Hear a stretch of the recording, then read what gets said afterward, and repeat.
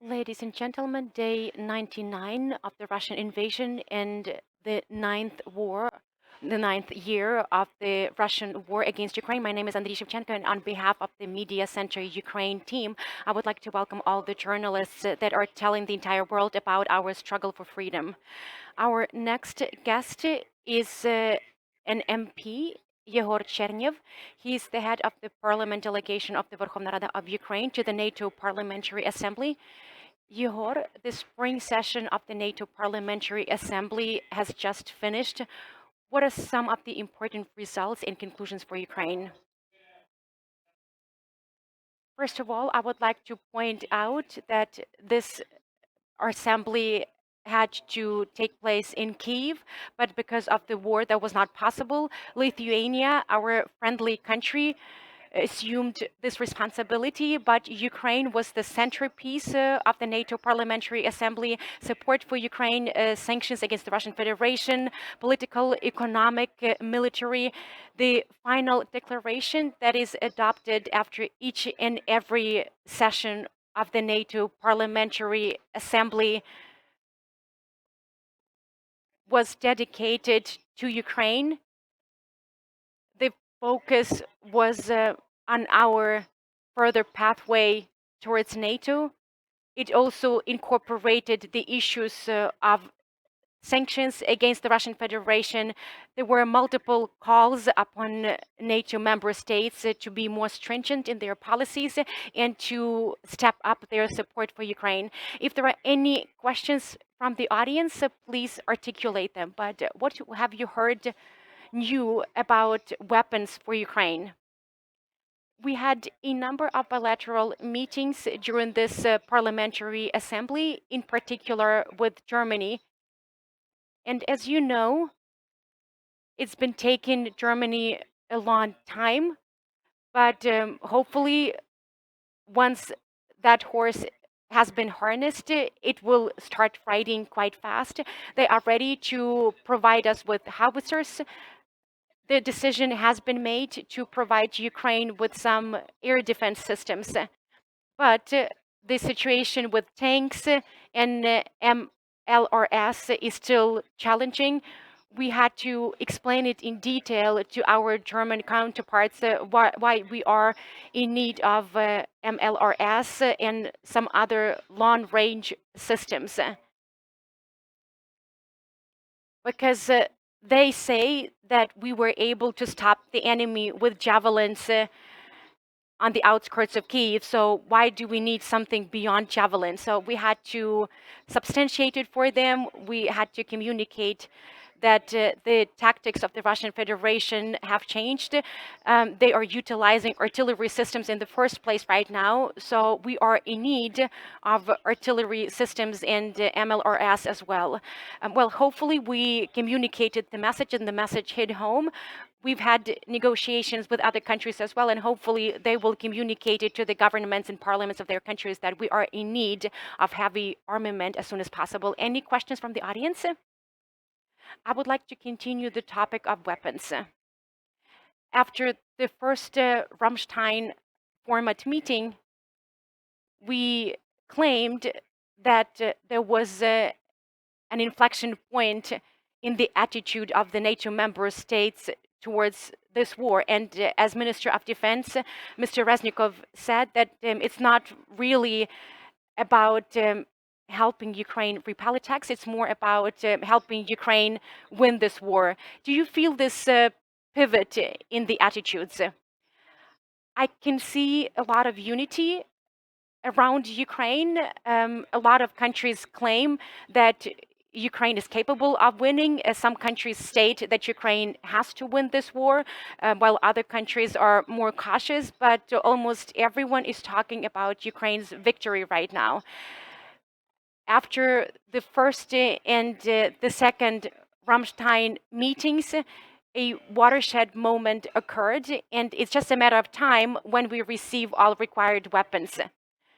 I believe that all the partners have rallied behind Ukraine. Some sort of coalition is already there, but we can see some mouthpieces for the Kremlin being very vocal as well. For example, Mr. Kissinger, who started saying that let's save Mr. Putin's face and maybe Ukraine can cede part of its territory, or maybe Ukraine should sit down at the negotiating table, or some other statements along the same lines. But this is a marginal position based on what I've seen. I have not really heard from any governments or parliaments. Some countries are talking about diplomatic avenues for resolving this war, but we know that Russia never adheres to any of their agreements or commitments, so we have to win on the battlefield. We also had meetings with the US, and the representatives of both parties provided us with assurances that Mr. Kissinger's statements represented a marginal stance, and the US would no way pressure Ukraine to sit down at the negotiation table, and that the US would not really coax Ukraine into trading our territories. There's a question from the audience. Please go ahead. Good afternoon. I represent Mediacentru Ukraine. In your opinion, what can reinforce our rhetoric? I do understand that our voice has already been heard within the NATO Parliamentary Assembly, but is there anything that can be done to solidify our rhetoric and to make our voice even louder? You are right. We are heard indeed. There's enormous willingness to lend a helping hand to us, but there's another problem in place. It might sound strange, but we need to keep this interest in Ukraine. We've been living in tension for 3 straight months, and everyone is struggling right now, including our partners. So there's a risk of Ukraine vanishing off the first pages of media outlets.